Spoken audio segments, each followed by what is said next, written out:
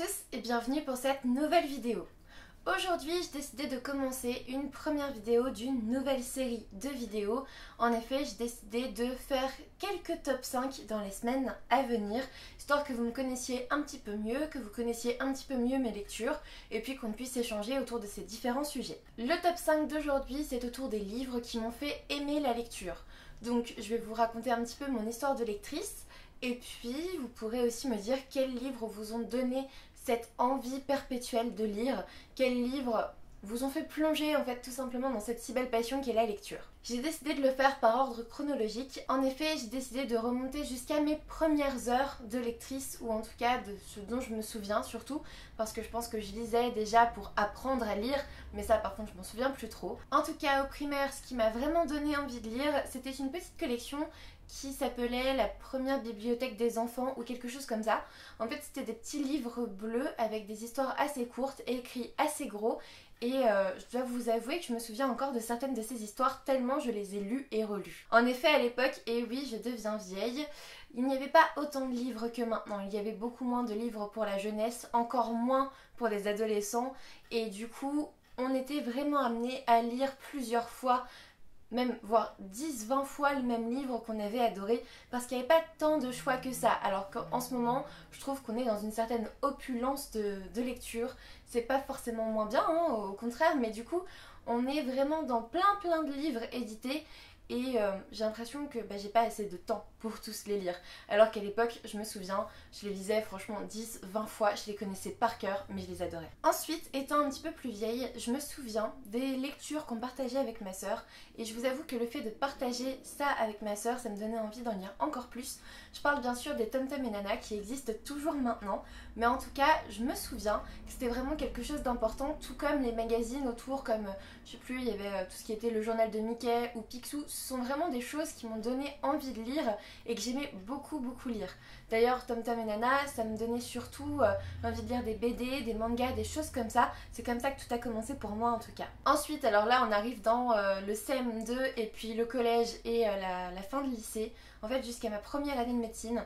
Bien sûr, les Harry Potter. Vous saviez très bien qu'en faisant cette vidéo, je ne pouvais pas passer à côté des Harry Potter. Le premier Harry Potter que j'ai pu lire, j'avais 10 ans, j'étais au CM2, enfin j'avais 9 ans du coup, j'étais au CM2 et je m'en souviendrai toute ma vie parce que le début, en fait, me semblait long. Vous savez ce moment où on voit Hagrid dans la rue avec Dumbledore machin qui parle de Harry Potter, et les premières pages me semblaient vraiment longues alors que tout autour de moi, tout le monde en parlait comme quelque chose d'absolument génial. Je me suis forcée à le continuer parce que j'avais peur de passer à côté de quelque chose, et comme j'ai eu raison en fait. J'avais lu juste une dizaine de pages et je m'étais arrêtée parce que franchement cette scène dans la rue, je pense que je m'en souviendrai toute ma vie. J'arrivais pas à la passer et je ne sais pas pourquoi, vraiment. J'ai pas été portée directement dans l'univers. C'est au bout de cette dizaine de pages que là pour le coup j'ai vraiment appris à apprécier Harry Potter. J'ai tellement apprécié cette saga que j'attendais fébrilement chaque année la sortie de chaque tome, et j'ai même lu le dernier en anglais parce que j'arrivais en première année de médecine au moment de sa sortie française. En fait il allait sortir en octobre et ma rentrée c'était pile à ce moment là, donc je savais très bien que j'aurais pas le temps de le lire, donc je me le suis commandé en anglais et je l'ai lu pendant mes vacances sur la terrasse, et ça aussi je pense que je m'en souviendrai. Le quatrième livre très important dont je me souviens vraiment, c'est un livre que j'ai lu durant mes années de médecine. Vous savez, durant ces années où j'ai lisais très peu de choses en dehors de mes bouquins de médecine, parce que clairement je passais déjà toute ma journée à lire à la bibliothèque universitaire, et du coup en rentrant j'avais pas vraiment envie de me plonger dans un roman, j'avais envie de regarder une série, de me détendre, de m'aérer l'esprit, mais j'arrivais pas à replonger dans la lecture, donc clairement j'ai pas lu de roman pendant 5 ans je pense, à peu près 4 ou 5 ans. Mais enfin, ça reste à prendre avec des pincettes parce que je me souviens d'un roman que j'avais lu entre temps. J'ai peut-être mis 6 mois pour le lire mais je l'ai lu quand même. Et c'était un Anna Gavalda et c'était Ensemble c'est tout. Et ça m'a vraiment donné envie de lire, mais j'en avais pas le temps à ce moment-là. Je pouvais vraiment pas lire davantage.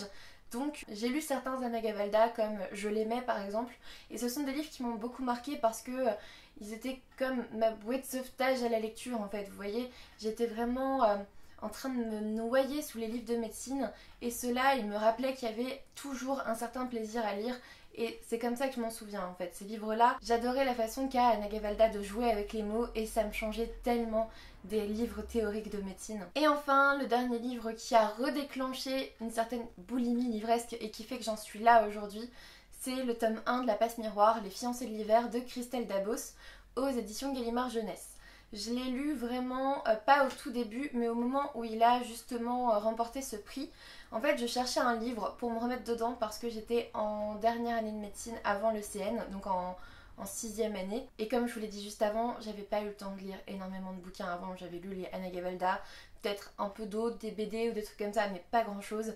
Et je sais pas, j'avais envie d'un pavé à lire, à découvrir, un truc qui ne pourrait pas me décevoir. Et en cherchant un petit peu, je suis tombée sur des blogs. J'ai découvert le concept de blog, j'ai découvert le concept des sites comme Babelio, Booknote. Enfin, j'ai eu vraiment l'impression de sortir de mon autarcie en fait, de mon autarcie médecine où je ne suivais absolument rien. Et c'est là que j'ai découvert ce titre et c'est là que je l'ai dévoré. J'arrivais même pas vraiment à le dévorer tellement je l'adorais, je voulais le savourer en petite session de lecture, histoire vraiment que ça compte et que ça soit important. Donc ce livre-là, c'est celui qui a tout redéclenché. C'est celui qui m'a rappelé mon plaisir de lecture des premiers livres que je vous ai cités. C'est celui qui m'a rappelé à quel point j'adorais ça et à quel point j'en avais besoin. Et à partir de celui-ci, j'en ai lu plein d'autres. Je suis tombée dans Red Queen par exemple.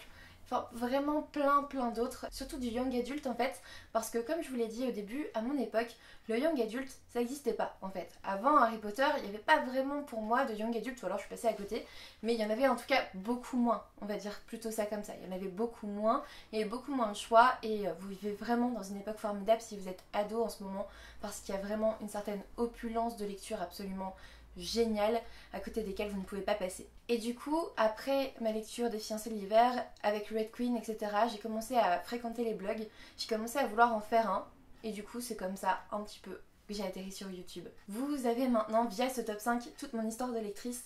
Alors oui, en effet, j'ai passé beaucoup de temps sans lire finalement, mais je crois que je me rattrape pas mal en ce moment. Ce top 5 est maintenant fini, j'espère que ça vous aura plu.